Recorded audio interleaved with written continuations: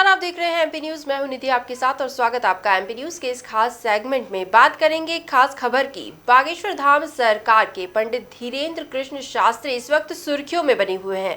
कई तरह की प्रतिक्रियाएं, कई तरह के बयान सामने आ रहे हैं। इसी बीच बीजेपी के कई नेता भी अब सामने आए हैं। क्या है पूरा मामला, क्या है अपडेट, जानने के लिए आइए सीधे जुड़ते हैं मेरे सहयोगी सुनील के साथ। सुनील, आपसे जानना चाहेंगे इस पूरे मामले को लेकर क्या अधिक जानकारी है आपके पास? जी, बागेश्वर धाम सरकार के नाम से मशहूर पंडित धीरेन्द्र कृष्ण शास्त्री फिलहाल सुर्खियों में बने हुए हैं। लगातार हम देख रहे हैं कि मीडिया की सुर्खियां बटोर रहे हैं और उनके बयानों के कारण वो सुर्खियों में बने हुए हैं। तो हम बात करें इस पर सियासी घटनाक्रम की, तो हम देखेंगे कि बीजेपी के जितने नेता हैं उनके समर्थन में दिखाई दे रहे हैं। बात करें बीजेपी के प्रदेश अध्यक्ष मध्य प्रदेश के वी.डी. शर्मा की, तो उनके लोकसभा क्षेत्र में ही उनका बागेश्वर धाम सरकार आता है और समय समय पर वहाँ जाते रहे। तो इस तरह से बात करें उनके मंत्रियों की या बीजेपी के मंत्रियों की, तो बीजेपी के सारे मंत्री अधिकतर उनके समर्थन में दिखाई दे रहे हैं। तो इस जगह पर हम देख सकते हैं कि बीजेपी लगातार बागेश्वर धाम सरकार के नाम से मशहूर पंडित धीरेन्द्र कृष्ण शास्त्री के समर्थन में खड़ी दिखाई दे रही है और आगामी समय में इसके सियासी घटनाक्रम भी देखने को मिल सकते हैं, क्योंकि जिस तरह से बागेश्वर धाम सरकार लगातार कह रहे हैं कि हिंदू राष्ट्र बनाना है, तो बीजेपी की जो नीति है या बीजेपी के अपन कहें पृष्ठभूमि है तो हिंदूवादी कही जाती है। तो इसके आगामी समय में काफी परिणाम देखने को मिल सकते हैं और बीजेपी हमेशा उनके समर्थन में खड़ी दिखाई दे सकती है। जी, तो देखा जाए तो बीजेपी तो पूरी तरह से समर्थन में है। ऐसे में कांग्रेस का क्या स्टैंड है?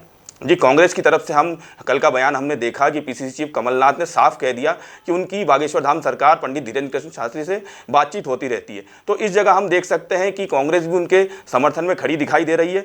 और हम बात करें पिछले कई घटनाक्रमों की, तो कमलनाथ उनको सीख भी दे चुके हैं। वो लगातार जिस तरह हिंदू राष्ट्र की बात करते आए, तो उस जगह पर हमने देखा कि किस तरह से कमलनाथ ने यह भी कहा कि देश संविधान के आधार पर चलेगा। तो इस जगह हम कमलनाथ का ये भी देख सकते हैं कि जितना उनका राजनीतिक अनुभव है उसका निचोड़ भी दिखाई दिया। एक तरफ उन्होंने समर्थन किया और दूसरी तरफ उन्होंने अपना राजनीतिक जितना अनुभव है उसका उन्होंने बता दिया कि किस तरह से उनको राजनीतिक अनुभव है और सियासी फायदा भी उठाया जा सकता है इस बात का। जी सुनील जी, देखा जाए तो कुछ खबरें ऐसी भी सामने आ रही है कि कांग्रेस के कुछ नेता ऐसे हैं जो बागेश्वर धाम सरकार के विरोध में खड़े नजर आ रहे हैं। एक तरफ अभी आपने बताया कि कुछ लोग पक्ष में है, तो जो विरोधी हैं वो क्या कह रहे हैं? जी, बात करें हम विपक्ष की, तो विपक्ष में कांग्रेस के नेता हैं नेता प्रतिपक्ष डॉक्टर गोविंद सिंह।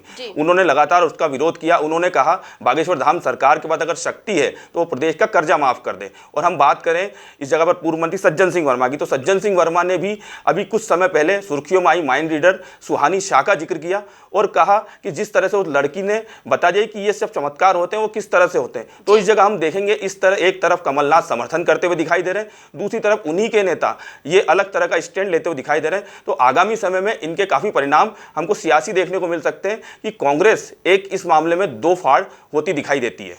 जी, तो साफ तौर पर देखा जा सकता है कि बीजेपी हो या कांग्रेस, दोनों के अपने अपने पक्ष है, लेकिन फिलहाल पंडित धीरेन्द्र कृष्ण शास्त्री जो है वो सुर्खियों में बने हुए हैं और इस मामले में अब सियासत भी बढ़ती हुई नजर आ रही है। अब इस मामले में आगे क्या होगा या ये बात कहां जाकर रुकेगी, ये भी देखने वाली बात होगी। फिलहाल सुनील, इन तमाम जानकारियों के लिए आपका बहुत बहुत धन्यवाद। एमपी न्यूज पर अन्य खबरें लगातार बनी हुई है, आप भी बने रहिए हमारे साथ, देखते रहिए एमपी न्यूज। धन्यवाद।